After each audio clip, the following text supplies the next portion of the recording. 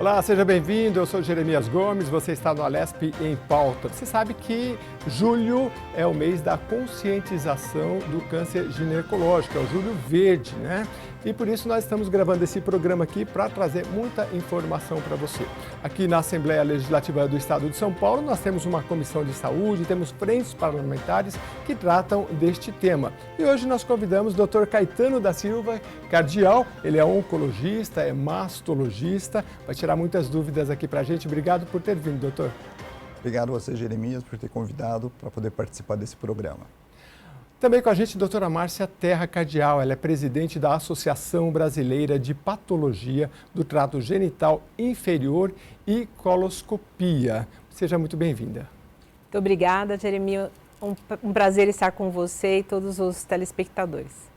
Eu falei certo, doutor? Colonoscopia, é isso? Colposcopia. É Colposcopia. O nome é meio complicado. A gente vai falar durante o programa para poder esclarecer ao máximo. Doutor Caetano, eu sempre digo assim, quando a gente vai falar de temas da saúde, acho que esse é um tema mais atinente para a doutora Márcia, mas a questão da prevenção, né? Porque uma coisa é você ter que tratar de uma coisa que não tem prevenção e outra, aquelas que têm a prevenção. Dá para dividir aí em cânceres que têm mais prevenção e outros não? Se a gente for pensar em prevenção propriamente, o câncer mais prevenível é o câncer do colo do útero, porque você tem exames que vão fazer com que você faça diagnóstico de doenças que nós chamamos de precursoras do câncer. Uhum. Os outros tipos de câncer ginecológico, endométrio, ovário, vagina, vulva, não tem, digamos assim, uma prevenção, ele tem mais um diagnóstico precoce, assim como o câncer de mama também, né? Apesar que nós estamos falando mais de câncer ginecológico, mas a gente faz prevenção principalmente naqueles tipos de tumores que nós já sabemos qual é a causa, e essa causa, na maioria das vezes, é a presença de um vírus no organismo que vai levar ao aparecimento do câncer, que seria o câncer do colo do útero, alguns casos de câncer de vagina e de vulva também. Uhum. Bom, aí acho que o senhor já elencou os principais cânceres, né? Acho que era bom a gente falar um pouquinho dos fatores de risco também. Certo. Os fatores de risco, eles diferenciam um pouquinho. A gente tem desde o fator de risco de idade, por exemplo, câncer de colo de útero. A gente tem uma idade muitas vezes um pouco mais jovem. Câncer do útero, isso é uma confusão que as mulheres muitas vezes fazem, é que o câncer do colo do útero é uma doença, o câncer do útero é outra doença. O câncer do útero é o câncer que nós chamamos, como médicos, de câncer do endométrio. O endométrio é a camada interna do útero, que é responsável pelo sangramento que a mulher apresenta durante a menstruação. Então, essa parte fica no que nós chamamos corpo do útero, e o colo do útero é o que fica dentro da vagina, e esses tumores são diferentes e a prevenção é diferente, digamos assim. Uhum. Bom, doutora Márcia, ela vai falar bastante sobre prevenção, mas fica à vontade para a gente continuar aqui tirando o máximo de dúvida das pessoas. Mas antes, doutora Márcia, fala um pouquinho da sua carreira, porque a senhora é presidente de uma entidade, então eu queria só saber assim, essa trajetória da senhora, por favor. Obrigada, Jeremias. Bom, eu me graduei... já não vou falar quanto tempo, viu, Jeremias, mas assim, me graduei na Faculdade de Medicina do ABC, depois fui para Santa Casa fazer meu mestrado, meu doutorado, e hoje eu sou professora da universidade, lá da Faculdade de Medicina do ABC, e atuo na vida associativa da ginecologia de uma maneira geral há muitos anos. Eu acho que isso acaba me encantando, né? O Caetano sempre brinca comigo que às vezes eu cuido mais das coisas comuns do que das minhas próprias, né? Então, assim, fui presidente três vezes, na verdade, da associação aqui paulista, e agora eu estou a nível nacional. Uhum. É uma associação que cuida exatamente disso que você está falando, da prevenção, né? Da prevenção do câncer ginecológico, especialmente da prevenção do câncer do trato genital inferior. Por isso que é patologia do trato genital inferior. Então, trato genital inferior é principalmente colo, vagina, vulva, e são cânceres muito ligados a um vírus. Esse vírus é o HPV. Então, são cânceres preveníveis realmente, por quê? Porque poucos cânceres se sabe a causa, e desses se sabe a causa. A causa é o HPV, é um vírus que está espalhado na população, 80% da população tem ou terá, e existe vacina, existe uma prevenção primária antes desse vírus entrar no organismo humano. Então, isso é incrível. Só que as pessoas não acessam, por várias barreiras, as pessoas não vão à rede pública tomar a sua vacina. Ou acham que apenas é o adolescente que tem que tomar. Por exemplo, em bula até 45 anos, mas em outros países é a partir de 9 anos sem limite de idade. Então, é um câncer prevenível, tem uma causa, é o HPV, e a gente tem que batalhar por isso, por vacinar essas mulheres, por fazer com que essas mulheres façam seu Papa Nicolau e outros testes que a gente pode conversar depois. Sim, vamos falar dos outros testes. Agora é interessante, né, doutora? Eu tenho feito alguns programas aqui de vacinação. Infelizmente, o Brasil é uma referência mundial, mas tem caído em algumas áreas e entre a juventude também. Então, a partir dos 9 anos, é claro que aí, qual seria o médico o mais adequado? Aí, no caso, já é a ginecologista o ginecologista com 9 anos ou o pediatra? Na verdade, quando a menina menstrua, ela acaba vindo para nós, ginecologistas, né? Mas tem algumas que ficam ainda com o pediatra, porque existe uma especialidade hoje que é a ebiatria, que cuida do adolescente até 20 anos. Mas a parte ginecológica acaba ficando mesmo conosco. Nós, ginecologistas, depois acabamos nos tornando o clínico da mulher, porque a gente acaba olhando vários aspectos da vida da mulher e até triando para outros especialistas. Mas nessa fase de adolescência, a gente cuida especialmente da parte ginecológica. Muito bem. Vou voltar aqui para o doutor Caetano também, que ele vai ajudar a gente. Eu entendi, doutor, que são aí 4, 5 tipos de cânceres, né? Talvez os mais importantes.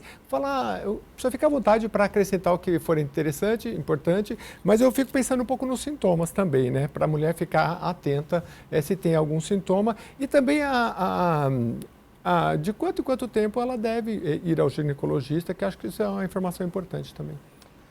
É muito interessante essa sua pergunta, porque é o seguinte, as mulheres acreditam que para fazer a prevenção elas precisam ter sintomas.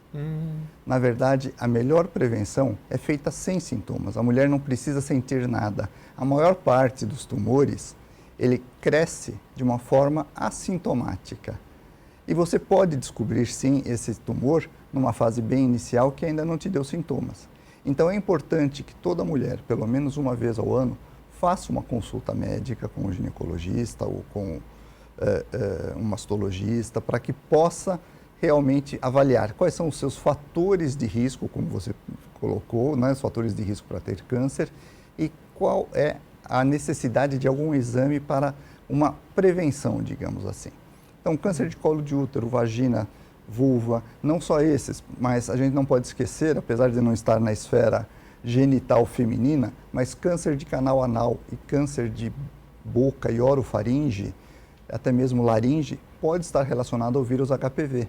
Então, esses tumores, eles normalmente iniciam de uma maneira assintomática. Então, a mulher tem que passar numa consulta, fazer o seu exame preventivo, que elas conhecem como Papa Nicolau, ou até mesmo, como nós estamos falando, que a causa é um vírus, fazer um teste para detectar a presença do DNA do vírus, né?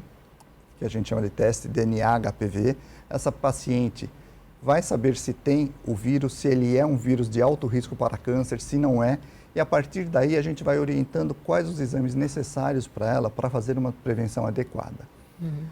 Os outros tipos de tumores, por exemplo, de ovário, é uma coisa extremamente difícil de ser diagnosticada numa fase inicial, porque o ovário não dá sintomas, né? Já o câncer de endométrio, como eu havia falado inicialmente, ele ocorre mais nas mulheres pós-menopausa, e qualquer sangramento que a mulher tenha depois que entrou na menopausa, ou seja, faz 1 ano que eu não menstruo, estou na menopausa, tive um sangramento que parecia uma menstruação, ela deve procurar o médico, porque isso pode ser o primeiro sintoma de um câncer de endométrio e ela não pode deixar passar.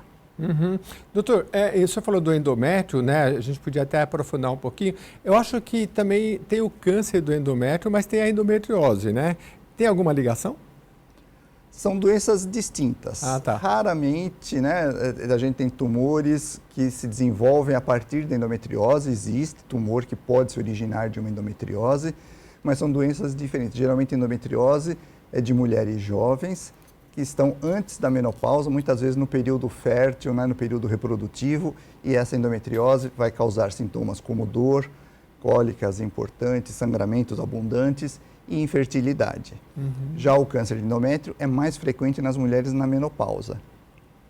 Então tem uma diferença. Existe um tumor que poderia desenvolver na endometriose, que nós chamamos de carcinoma de células claras, mas a chance de malignização da endometriose é uma chance muito pequena. Então, a mulher que está fazendo acompanhamento da endometriose, que está fazendo seu tratamento, ela tem pouca chance de desenvolver câncer por causa da endometriose. Mas são doenças distintas. Uma boa notícia, né? Eu conheci gente que o ginecologista ele falava assim, não, essa dor de endometriose, quando você tiver filho, vai passar. Não sei se é verdade ou não, depois talvez o doutor pode tirar essa dúvida para a gente. Mas deixa eu passar de volta aqui. Ô, Márcia, o HPV, então, tem vacina? É para homens e mulheres também ou só mulheres? Para homens e mulheres. Quando a vacina entrou, e eu tive a felicidade de participar aqui nessa Assembleia Legislativa de todo o movimento que foi feito para a vinda da vacina do HPV. Nós fizemos alguns seminários de HPV, isso foi lá para a época de 2012, mais ou menos.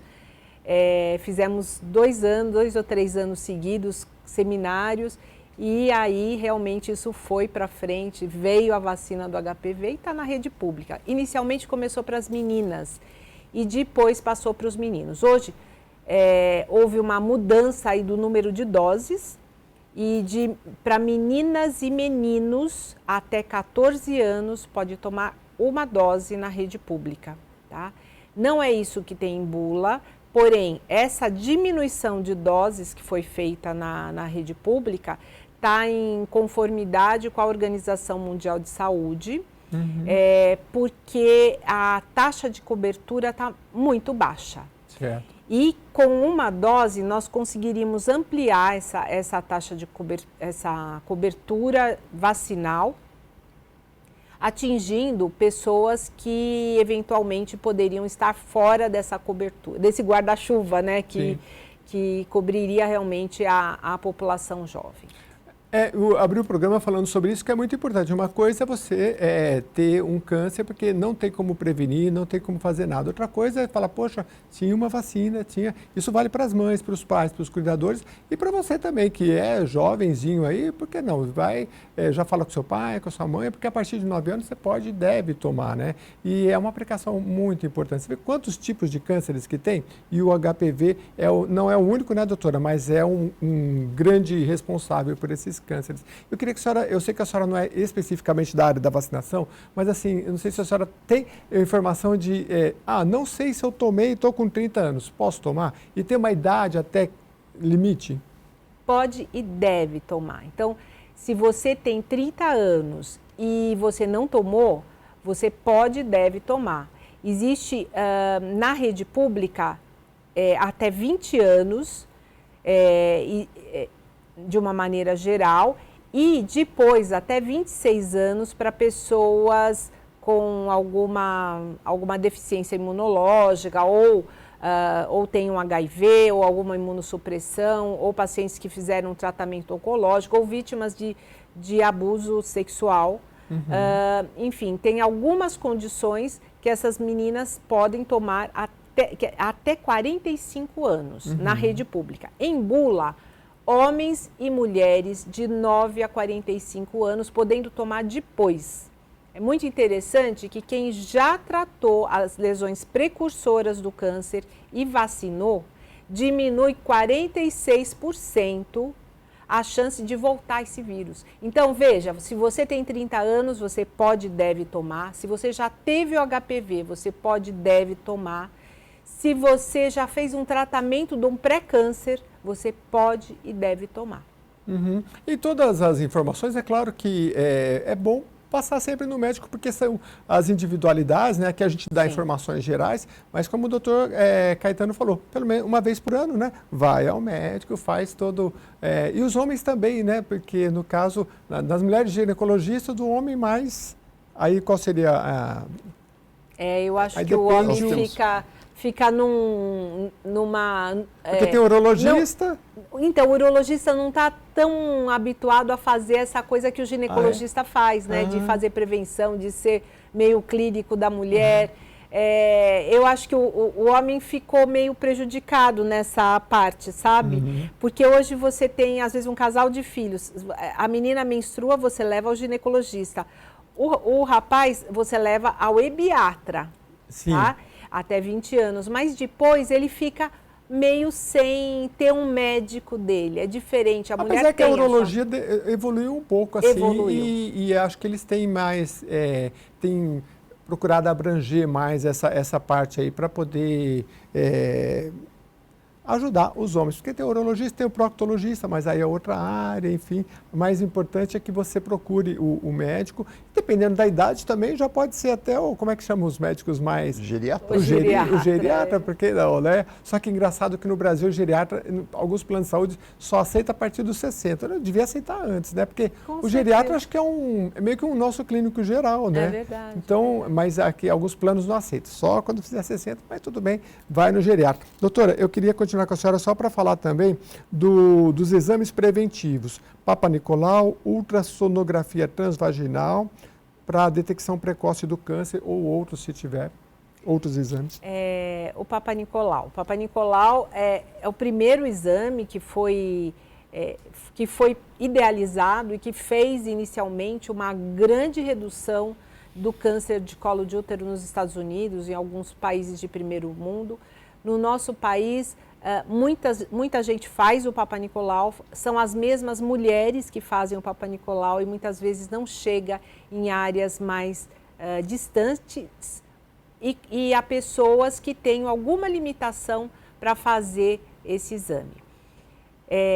Então, é um exame importante que a mulher deve fazer frequentemente, mas está sendo gradualmente substituído pelo exame que o Caetano falou, que é o teste DNA-HPV.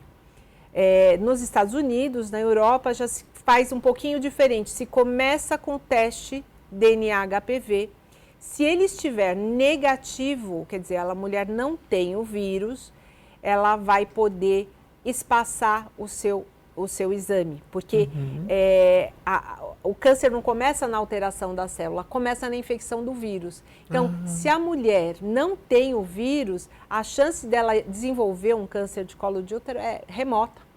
Então, se ela tem o vírus, aí sim que ela faria o Papa Nicolau. Então, vai mudar.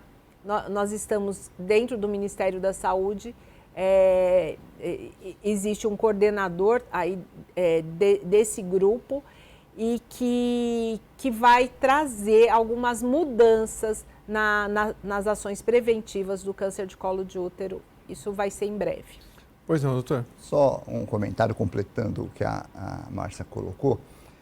Eu acho que a gente precisa deixar claro para a população que 80% da população tem o vírus.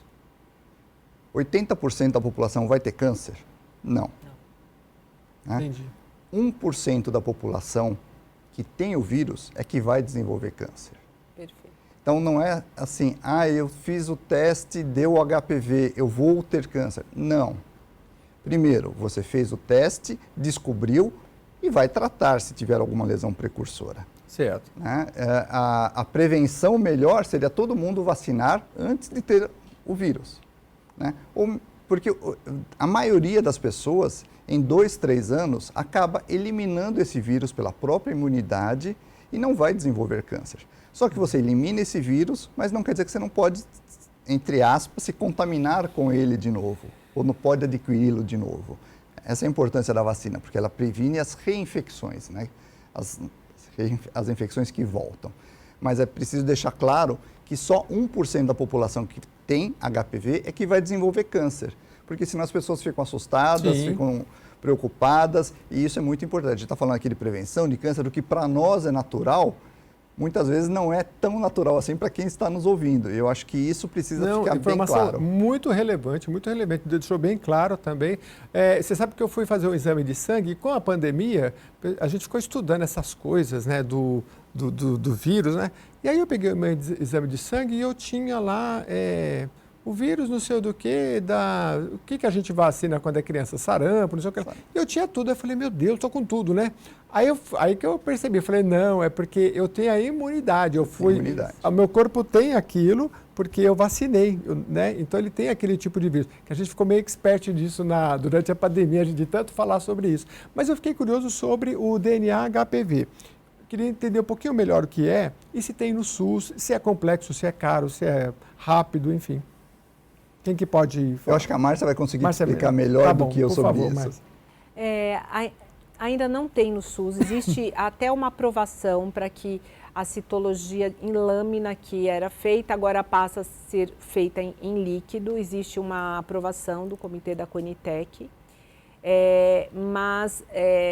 e para o teste HPV, isso deve chegar em breve. Isso foi aprovado, mas ainda na prática nós ainda não temos esse teste. Na rede privada existe o teste, sim, e a ideia é que nunca seja feito abaixo de 25 anos. Daí você fala, as pacientes falam, nossa, mas como abaixo de 25 anos não fazer? Porque a questão é que todo mundo vai ter o vírus positivo. E o que a gente precisa saber não é se tem ou se não tem. Nós queremos saber se tem o vírus persistente, porque ter o HPV, 80% da população vai ter. A questão é se vai ter o vírus persistente, por isso a gente deixa esse teste para ser feito somente acima de 25 ou até de 30 anos. Porque a partir de 25 você sabe que persistiu por 10 anos, 15 anos, é isso? Não dá para saber exatamente. Exatamente o pretérito, mas se chegou nessa idade é porque... E o que acontece é assim, que a cada parceria, aquele indivíduo tem a chance de se contaminar por um outro tipo de vírus. Já que 80% da população o tem, cada nova parceria se conhece um novo tipo de vírus. Então tem todo aquela fase de replicação viral, de eliminação pelo corpo, aí se contamina novamente, replica, elimina. Então, nessa fase, abaixo de 25, de 30 anos especialmente, existe muita instabilidade. Não que depois não possa ter, claro, mas se achou essa idade limite aí para se colher o exame. Entendi. Tem mais uma questão aqui, a gente falou da questão dos exames, mas como a infecção pelo vírus HPV está relacionada ao câncer do colo do útero e quais medidas preventivas podem ser tomadas? Acho que isso a gente já falou, né? Isso. Já falamos. Então, os tratamentos mais comuns para cada tipo de câncer ginecológico e como é que eles variam dependendo do estágio da doença? Pode ser com o Dr. Caetano? Pode, vamos lá. Os tumores iniciais, de uma forma geral, a grande maioria tem um tratamento cirúrgico. Nós começamos por uma cirurgia. Então, o câncer do colo do útero, ele é tratado por cirurgia. Se ele é uma lesão precursora, você vai fazer uma cirurgia menor. Se ele já é um câncer no estadio inicial, ou seja, ele tem menos de 2 centímetros, hoje nós já podemos até fazer cirurgias mais conservadoras. Muitas vezes não há necessidade de tirar o útero da paciente, a gente pode tirar só o colo do útero, mantendo a radicalidade da cirurgia e permitindo que essa mulher possa vir a ter filhos, caso ela não tenha a sua prole constituída. Né? O câncer de endométrio é um pouco mais complicado, porque como ele faz parte do corpo do útero, que é onde a gestação ocorre, o tratamento cirúrgico envolve a retirada do útero. São muito poucos casos de câncer de endométrio que estão numa fase tão inicial que permitiria que a gente fizesse uma ressecção desse endométrio e colocasse um dispositivo intrauterino com hormônio para tentar prevenir que se formasse novamente o câncer. Isso pode, né? Mas como eu falei, a maior parte desses tumores ocorre após a menopausa, então também não teria o problema da gravidez. O câncer de ovário também, o tratamento Nas fases iniciais é cirúrgico. Se esse câncer estiver um pouco mais avançado, nós iniciamos com uma quimioterapia.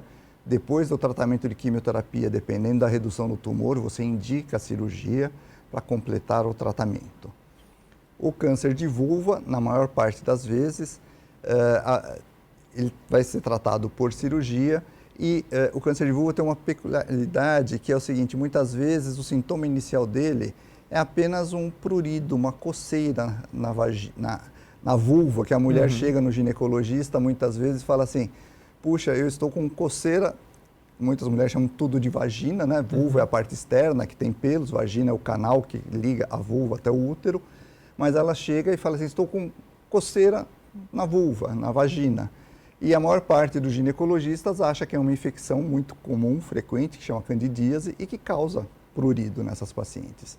Mas as pacientes pós-menopausa, que têm prurido, e esse prurido é persistente, a gente tem que avaliar para ver se ela não tem nenhuma outra doença, não tem uma doença que chama líquen, que causa prurido, e também é um fator de risco para câncer de vulva. Se ela tem alguma outra coisa, diabetes também pode dar prurido na vulva, mas esse prurido muitas vezes já está associado com alguma feridinha, alguma ulcerazinha na vulva e que precisaria ser investigada, biopsiada, para que a gente fizesse o diagnóstico, né?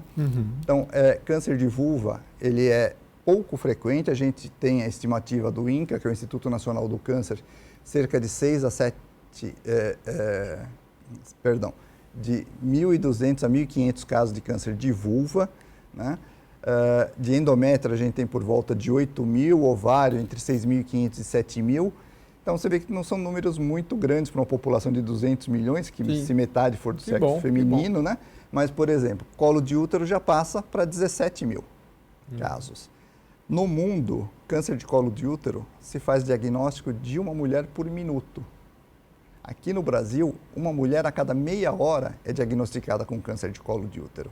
Então é um número pequeno que pode não assustar, mas quando você começa a pensar assim, é importante. A gente não pode esquecer, né? Nós vamos para um rápido intervalo e a gente já continua rapidinho. Você viu que a importância, né? Alguns são um número menor, mas você vê, o tumor, tem que fazer a retirada do tumor, às vezes quimioterapia. Então, se você pode vacinar, por que não? Depois do intervalo, eu vou pedir para a doutora Márcia marcar de novo as vacinas e as idades, que eu achei muito importante. A gente vai falar mais de prevenção, vamos falar das leis que tem aqui na Assembleia Legislativa de São Paulo também sobre o tema e que a gente possa comemorar o Julho Verde aí com boas notícias para todo mundo, tá bom? Eu volto já já.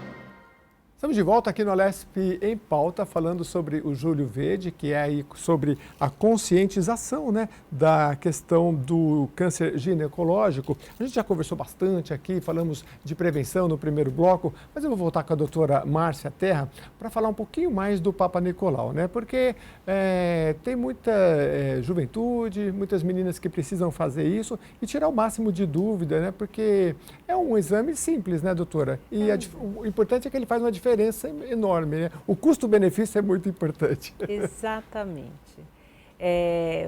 Perfeito, Jeremias, acho que é isso mesmo. É um exame muito simples, que precisa ser desmistificado. Então, assim, como é feito?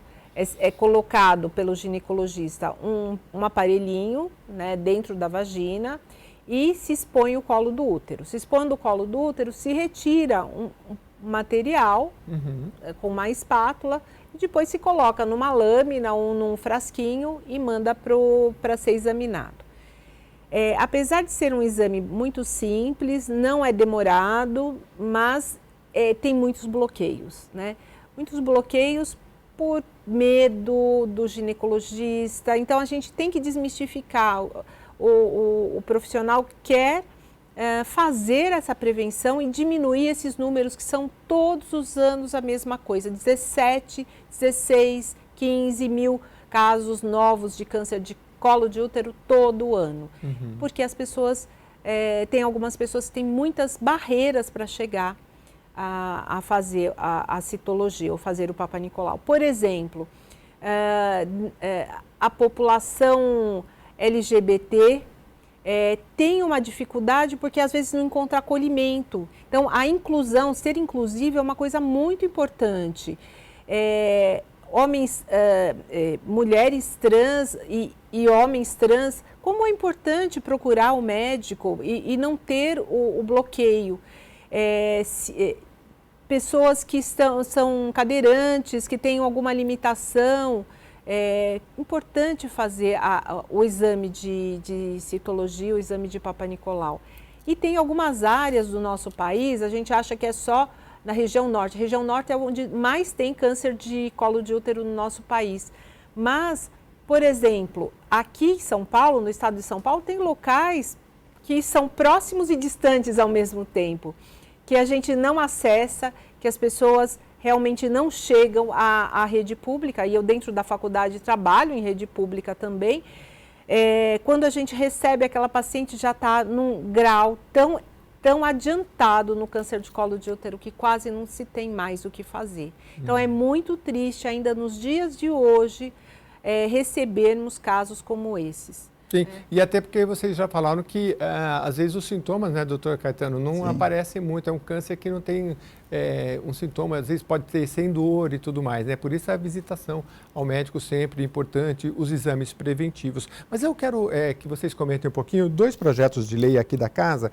Um é o 17431 de 2021, é recente, propõe, essa já é lei, desculpa, institui o dia 11 de março como Dia Estadual de Combate e Prevenção ao Câncer de Colo de Útero, é específico, né? E tem um projeto também, que é o 606 de 2023, institui a Política de Prevenção e Combate ao Câncer de Ovário na Rede Pública Estadual de Saúde. Tem outros projetos, são muitos, né? Mas eu queria que vocês falassem um pouquinho, é claro que também a senhora não é da área jurídica, né? Mas eu estou abrangendo tudo aqui, nós temos uma competência estadual, federal e municipal. Nem tudo é competência da Assembleia. Aliás, do Estado muitas vezes é bem reduzida. Mas de campanhas de política, isso é importante, né? O que a senhora percebe, a senhora que tem aí no trato público, trata disso até em Brasília, como é que nós andamos aqui com isso, se é bom ter essas campanhas? Olha, eu fico muito feliz de ter participado dessa instituição. A deputada que colocou essa lei do 11 de março. 11 de março é a data do nascimento do professor Zurhausen, que é o pesquisador que descobriu que o câncer de colo de útero é causado pelo vírus HPV. Então, essa deputada trouxe essa lei e fez com que a gente viesse e fizesse todo esse movimento aqui dentro da Assembleia Legislativa. Então, acho que é muito importante mesmo a gente lembrar que nós temos o Dia Estadual de Prevenção do Câncer de Colo de Útero e do HPV, que é esse 11 de março. É importante, né, doutor Caetano, porque às vezes o pessoal fala assim, também tem as semanas de conscientização. Mas a semana é só uma conscientização, mas você pode, uma que é todo ano. E quando faz bem feito, pode ir para a escola, pode ter seminários, tem muita coisa para lembrar e marcar. E aqui a gente faz os programas todo ano, né? Isso é muito importante. Eu acho que essas datas, as pessoas questionam justamente isso. Poxa, mas é só um dia, só uma semana, mas é um dia todo ano, é uma semana todo ano, e você é relembrado todo ano que aquilo pode acontecer, que aquilo não é Papai Noel, entendeu? Que mesmo Papai Noel, todo ano ele está aí, né? Nas campanhas e tudo mais. Exatamente. Então, o que a gente precisa? Realmente é conscientização. Quanto mais a gente falar sobre câncer, quanto mais a gente alertar sobre câncer à população, menos medo as pessoas vão ter, mais vontade de procurar o médico para uma prevenção e nós vamos ter diagnósticos mais precoces. E a gente sabe que quanto mais precoce o diagnóstico, maior a chance de cura do paciente. Isso em qualquer tumor, né? Então, é muito importante que esses projetos existam, né? Falar um pouquinho específico do câncer de ovário. É extremamente importante que haja essa conscientização, embora a gente não tenha uma prevenção como no colo do útero, mas porque o câncer de ovário, os ovários são órgãos que ficam dentro do abdômen. Eles só dão sintomas a hora que eles cresceram muito dentro do abdômen, porque a paciente vai palpar alguma coisa ou vai ter algum desconforto abdominal. Então, fazer um diagnóstico precoce é difícil. E muitas vezes a paciente fez um ultrassom este mês, daqui 3 meses ela pode estar com um tumor de ovário que já cresceu. Porque quando ela fez o exame, o ovário aparentemente estava normal, mas o tumor tem um crescimento rápido e depois de 3, 4, 6 meses ela está com tumor e ela fala, puxa, eu fiz prevenção e estou com um tumor avançado. É que não existe bem uma prevenção. O que precisa é a conscientização. Então, para câncer de ovário, toda mulher com desconforto abdominal, que aumentou o volume abdominal, que tem sintomas digestivos, né? Azia, mal-estar, flatulência, né? Muitos gases, essas mulheres precisam ser avaliadas. Eu vou brincar, 99,7% delas, felizmente, não vão ter câncer de ovário. Mas aquele 0,3% que sobrou, pode diagnosticar numa fase mais precoce, que pode levar ela até uma cura mais fácil. Sim, exatamente. Bom, próxima pergunta aqui, como a genética e histórico familiar influenciam o risco de desenvolver câncer ginecológico? Isso eu tenho uma dúvida também. E as pessoas, né, doutor, genética acaba influenciando, temos a questão que tem um peso importante aí do vírus, mas e genética, tem ou não? Isso é muito interessante porque muitas pacientes chegam no consultório falando assim, meu câncer é genético? Todo câncer é genético. Por quê? Porque precisa ter uma alteração no gene da célula para ela virar uma célula neoplásica, uma célula maligna. Talvez a pergunta fosse hereditária, então. A pergunta é exatamente essa. Ele é hereditário porque é aquela alteração genética que o pai ou a mãe tem e que passa para os filhos. Tá? Esses tumores, felizmente, hoje correspondem 5 a 15% dos tumores de uma forma geral. Só que é importante a gente saber disso, saber os antecedentes da familiares da paciente, porque mesmo alguns tumores, principalmente tumor de mama e tumor de intestino, apesar de muitas vezes não ter nenhuma síndrome genética associada a esse câncer hereditário, o fato de ter um familiar de primeiro grau com câncer de mama ou câncer de cólon já pode aumentar o risco dessa pessoa. Por quê? Porque a medicina evolui a cada dia. Pode ser que a gente ainda não tenha descoberto qual é o gene que está causando isso. Sim. Mas toda mulher que tem parentes de primeiro grau, principalmente irmã, mãe ou filha com câncer de mama, já tem um risco aumentado para câncer de mama. Pouco mais que a população em geral. Menos do que aquela que tem a síndrome genética, a mutação do famoso BRCA1, BRCA2, que todo mundo já ouviu falar aí para câncer de mama. Mas essas pessoas que têm um parente de primeiro grau, tanto para câncer de intestino como para câncer de mama, já têm um risco discretamente aumentado. Então, elas precisam ser avaliadas com um pouco mais de cuidado ou de frequência, né? Agora, às vezes a família tem, um teve câncer de ovário, vou ficar na parte ginecológica, outro teve câncer de endométrio, outro teve câncer de mama, aí meu pai teve câncer de próstata, o meu tio teve câncer de intestino. Você pode ter uma doença genética, uma síndrome genética, não bem uma doença, que chama síndrome de Lynch, que é uma alteração, uma mutação nos genes, que é herdada de pais para filhos, né? E que pode afetar tanto homens como mulheres. Então, os homens podem ter câncer de intestino, as mulheres podem ter câncer de endométrio. Então, precisa correlacionar com isso. Tanto que hoje existe uma especialidade que chama oncogenética. Existem geneticistas especializados em avaliar as famílias do ponto de vista genético, porque existem algumas síndromes genéticas que causam diversos tumores diferentes. E isso chama atenção a hora que você começa, né? Eu falei de parentes de primeiro grau, mas às vezes você faz a árvore genealógica e você encontra 10 pessoas na família mais distantes que têm tumores e que podem levar ao diagnóstico dessa síndrome genética. Então, isso é extremamente importante também. Mas quero tranquilizar a população de uma maneira geral que assim, o câncer hereditário ele não é tão frequente quanto as pessoas imaginam, mas tem que ser considerado sim. Sim, importante. Bom, deixa eu voltar aqui com a doutora Márcia Terra, porque ela é presidente da Associação Brasileira de Patologia do Trato Genital Inferior e colposcopia, que eu errei na hora que eu abri o programa. E qual é a importância, doutora, da colposcopia na detecção precoce de câncer? Perfeito, obrigada, Jeremias.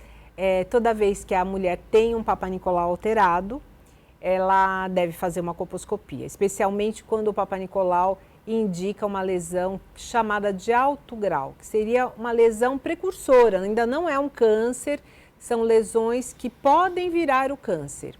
E aí vai para a colposcopia. Na colposcopia vai ser avaliado com maior aumento aquele colo de útero e aplicado alguns líquidos, se houver alguma lesão, se biopsia e se vai para análise desse material.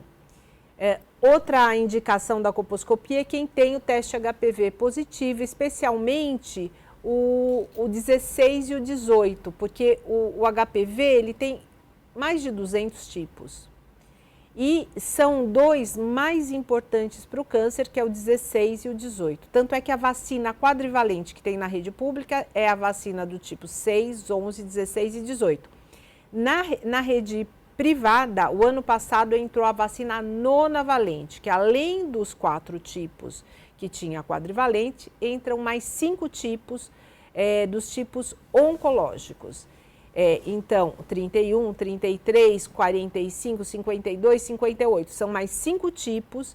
Essa vacina, ela é tomada em para homens e mulheres, tomada em 2 doses até 14 anos, em bula, é assim, e depois disso, 3 doses até 45 anos, isso para homens e para mulheres. Uhum. Tá?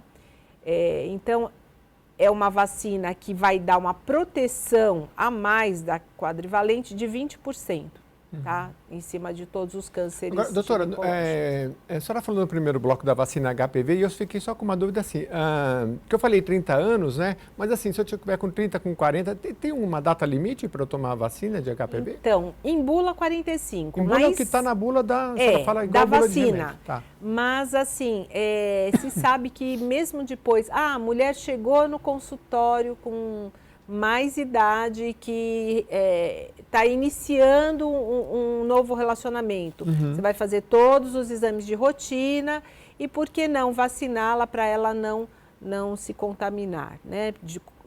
Ter uma proteção para outros tipos virais. Então, acho que é importante. Então, não colocaria assim uma data limite aqui, não. Tá bom. Tá? Doutor, tem uma pergunta aqui que eu fiquei em dúvida na própria pergunta, que é qual o papel da patologia no diagnóstico e tratamento do câncer ginecológico? Porque patologia não é a própria doença? Não sei se a pergunta está... Então, a verificação... patologia é o estudo das doenças, né? Ah, tá. Então, o que nós fazemos é isso, é o estudar as doenças do trato genital inferior. Se tem comorbidade, se tem outro tipo, eu acho alguma que eu relação? entendi sua pergunta. Na verdade, assim, os médicos falam, eu vou mandar sua biópsia para o patologista. É uma especialidade, né? Anatomia patológica, que é o médico especialista em olhar no microscópio aquela biópsia que você fez, ver a célula que está ali, falar se é câncer ou não é, dizer qual é o tipo de corante, digamos assim, que vai ser utilizado para fazer. E isso é fundamental, porque hoje, para tratar câncer, eu brinco que é o seguinte, antigamente você precisava só do nome e sobrenome. Hoje, para tratar câncer, esse câncer tem nome, sobrenome, CPF, CEP, RG, você tem que saber o nome da mãe, do pai, do tio, porque cada tumor é diferente. Quando a gente fala assim, meu parente tem câncer. Câncer quer dizer tumor maligno. Cada tipo de câncer é diferente, tem uma prevenção, quando existe uma prevenção diferente, e vai ter um tratamento diferente. E hoje nós estamos numa medicina personalizada, onde até o tratamento de quimioterapia é direcionado para um tumor específico, que tem alguma substância específica. Então, o patologista hoje é fundamental no tratamento do câncer. Por quê?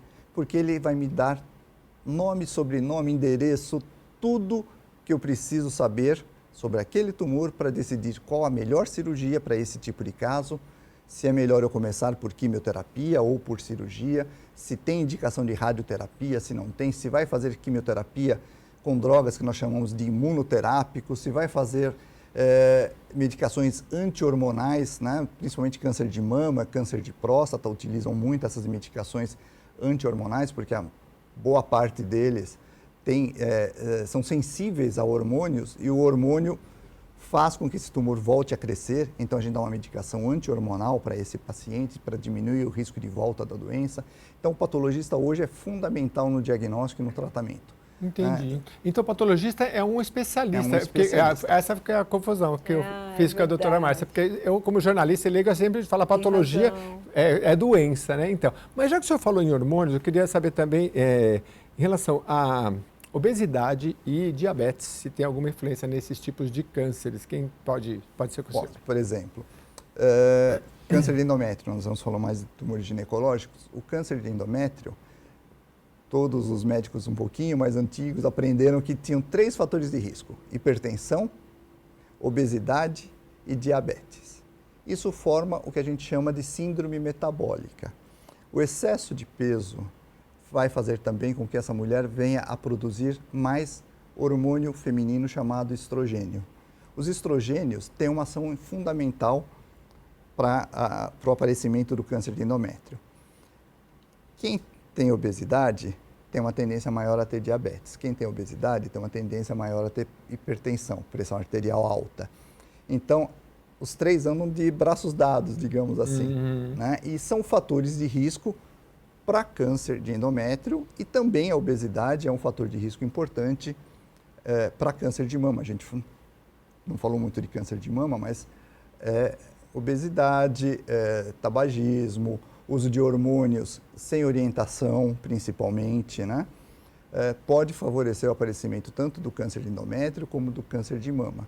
O risco é menor, ocorre uma elevação, sim, a gente sabe, mas não há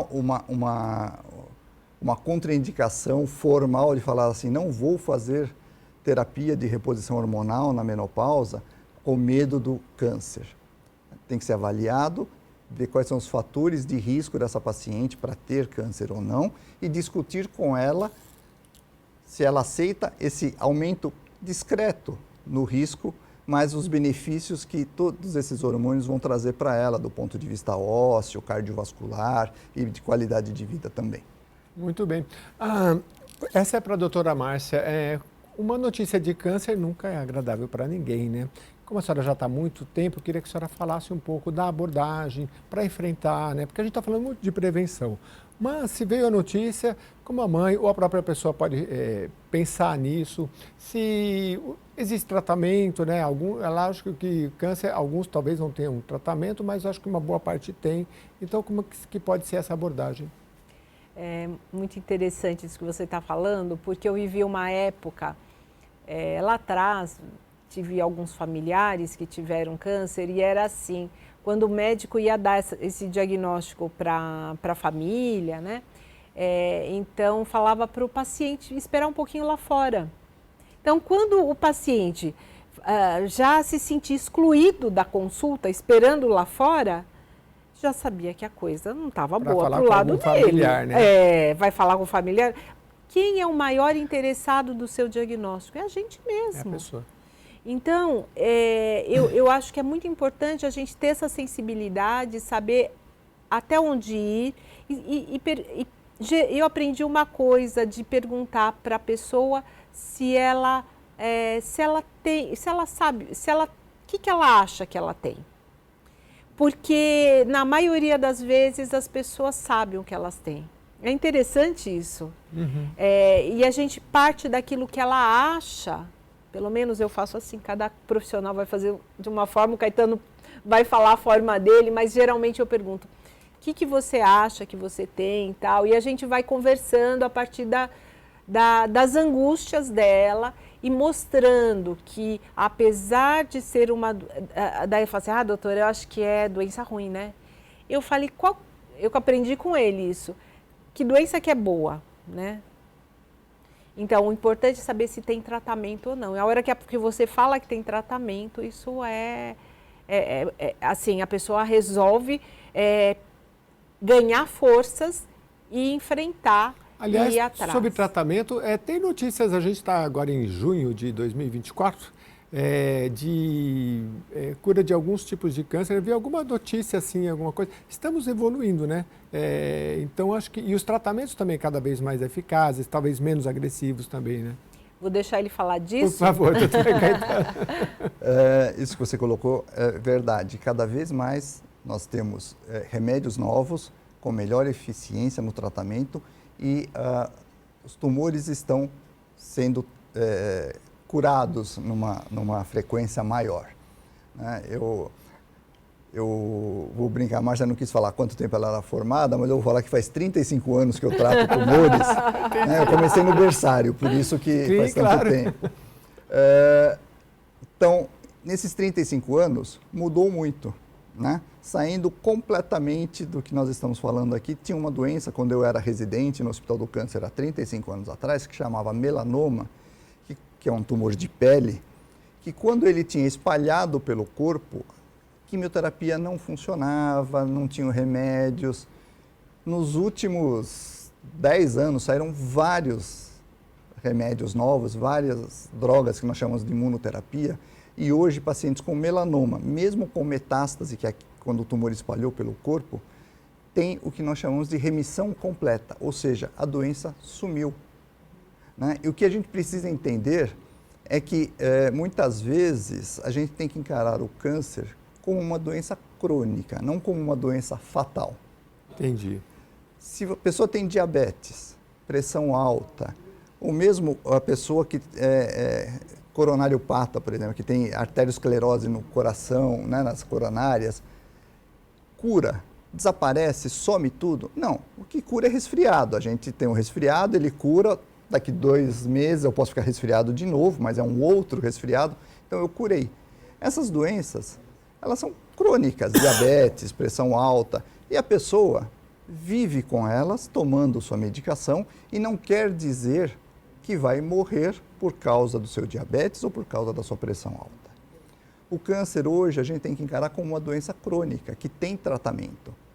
Muitas vezes o câncer vai sumir e nunca mais vai voltar, algumas vezes ele não vai sumir e você vai continuar tratando, e algumas vezes ele some e mais para frente ele retorna. O importante é, sempre tem tratamento. Né? Então isso é importante. A maneira de dar a notícia para o paciente, eu brinco que hoje é muito mais fácil do que quando eu comecei.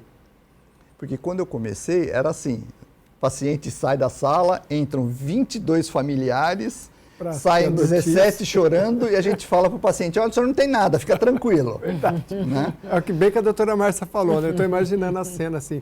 Hoje, é o que ela falou, o paciente sabe o que tem. Sim. Né? Não dá para você virar para uma pessoa e falar assim, você vai fazer quimioterapia, mas não é câncer. Né? Uhum. Ela nunca leu um jornal, nunca viu um noticiário, ela nunca ouviu falar da palavra quimioterapia. Lógico que ela sabe que ela tem câncer. Né? E eu digo que antigamente os familiares faziam de conta que não sabiam, aliás, os pacientes faziam de conta que não sabiam que tinham câncer para deixar os familiares felizes.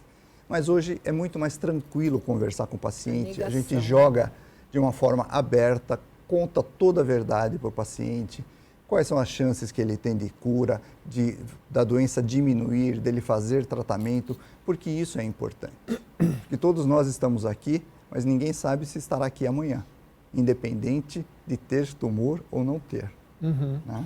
Bem dito pelo senhor, porque essa questão da uma doença crônica, às vezes a gente tem várias e nem, às vezes, nem, por exemplo, a hipertensão é considerada uma doença? Sim.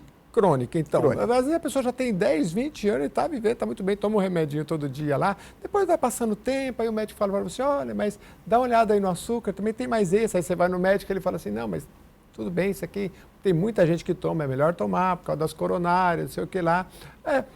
Tenho amigos meus que brincam, chegou no 5º, 6º remédio, né? Meu pai, ele morreu com 90 anos, aí eu ia, tinha, acho que 7, né? Ele falava assim, não, filho, eu vou tomar metade hoje, metade amanhã. Eu falei, não, pai, tem que tomar tudo certinho, direitinho. Mas se a gente tiver olho na prevenção, a base é sempre mente sã, corpo são, então fazer exercício, se alimentar melhor, porque a gente está se alimentando muito mal. O brasileiro passou de mal alimentado, de subalimentado ou desnutrido para mal alimentado, infelizmente. Tem um dinheirinho aí vai comprar um monte de coisa que não presta e esquece, às vezes, a questãozinha do arroz, feijão, a saladinha todo dia. Bom, doutora Márcia, queria que a senhora só falasse um pouquinho mais sobre a entidade que a senhora representa, deixar aí, quem quiser colocar no Google, Associação Brasileira de Patologia do Trato Genital Inferior e Colposcopia, e lá tem uma atuação, principalmente voltada para os médicos, mas também tem campanhas e tudo mais. Sim, perfeito. Fazemos a prevenção primária, focamos especialmente em prevenção primária, vacinas, prevenção secundária, rastreamento, Papai Nicolau e testes de detecção. E também a prevenção terciária, que é o tratamento dos pré-cânceres, né? Que a gente acabou não falando tanto sobre isso, mas tem um impacto muito grande porque essas coisas acontecem em mulheres jovens. Então, tirar uma partezinha do colo do útero, por exemplo, de uma jovem que depois vai engravidar, tem um impacto. Então, tudo isso tem mudado muito. Fazer um laser, às vezes, é mais tranquilo. Então, isso a gente lá na Terra Cardial, a gente acaba fazendo, né? Então, fazendo esse tratamento terciário. E dentro da universidade também fazemos o tratamento das lesões pré-câncer de colo, de vagina, de vulva, e dentro da associação fazemos esse leque de coisas de prevenção primária, secundária, terciária, e orientamos os médicos nesse sentido. Que legal. Então, se você está estudando medicina, principalmente nessa área, tem que dar um Google lá na Associação Brasileira de Patologia do Trato Genital Inferior e Colposcopia, que agora esse ano nós vamos ter um congresso latino-americano aqui no Brasil, que a gente vai estar coordenando, junto com o pessoal lá de Recife. Ah, que legal. Nossa, maravilhoso. É um congresso internacional, vale a pena ir e conhecer muito. Dá serviço lá para a doutora Márcia Terra Cardial, que ela está precisando trabalhar, não, é que todo mundo precisa passar no ginecologista, todas as mulheres, e para ter mais saúde e trazer informação, porque isso é muito importante e eu quero que ela venha outras vezes aqui, que esse tema seja recorrente. Tem a semana, tem o dia, mas que a gente possa falar isso sempre, porque esse é o papel aqui da Assembleia Legislativa de São Paulo e aqui do Alesp em Pauta também. Doutor Caetano, obrigado. Eu falei mais que vocês aqui agora. Obrigado, doutor Caetano da Silva, cardial, oncologista e mastologista. Um dia tem que vir para falar só da mastologia, pode ser? Pode ser. Só porque você convidar, estarei aqui. Tá ótimo. Eu agradeço Obrigado. O convite e acho que é muito importante que essas ações ocorram realmente para esclarecer a população. E você é quase médico, porque você já deu as orientações para prevenir câncer, que são fantásticas. Exercício físico, manter o peso, fazer uma boa alimentação, né? Porque, como você colocou, o brasileiro passou de subnutrido para mal alimentado. Sim. Mal alimentado e obeso. Né? Isso Esse é muito problema, triste, né? E isso é uma coisa importante. Tá ótimo. Parabéns. Doutor, muito obrigado mais uma vez. São os entrevistados especialistas que vêm aqui, a gente vai aprendendo. Bom, mande a sua sugestão de programa como essa que vocês mandaram aqui para a gente sempre repercutir. Reveja esse programa lá no YouTube, tá bom? Muito obrigado, até a próxima edição.